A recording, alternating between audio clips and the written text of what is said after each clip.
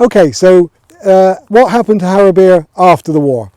In 1944, as I mentioned earlier, as the front line in France moved further and further away from us, it was taking longer and longer for the aircraft to fly from HARROWBEER to get to an operational airfield. So most of the airfields had actually moved into France itself.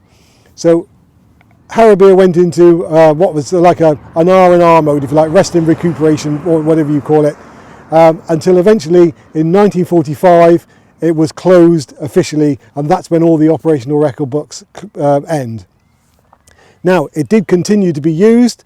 The ATC was certainly here doing training.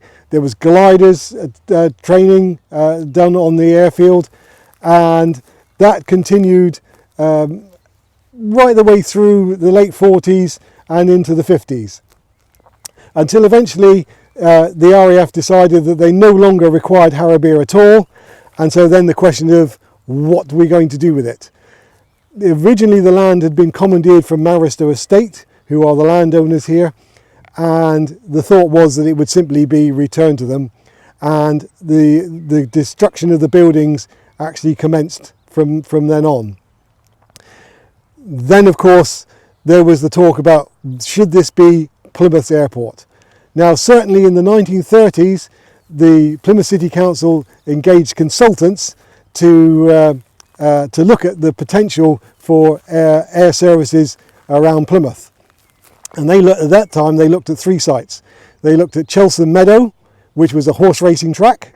They looked at HARROWBEER, which was a small airfield, and they also looked at HARROWBEER.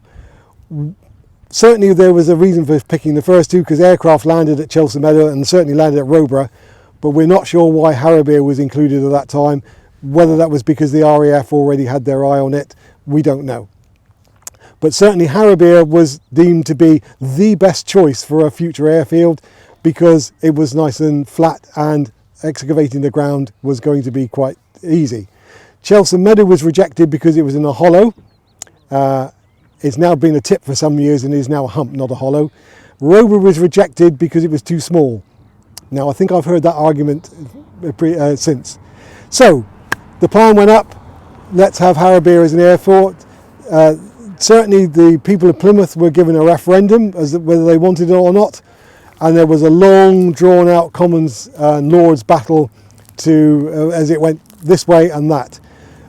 Finally it seems to have been rejected because the argument was put forward that there were too many days lost to bad weather on the airfield because it was so high. And certainly reports that we've got from operational record books is that many days were lost for flying purely and simply because of bad weather. And that is probably the main reason why HARROWBEER is the way it is today, where the buildings have been removed and all we have left are the concrete bases, which give us the opportunity to tell people the story of RAF HARROWBEER.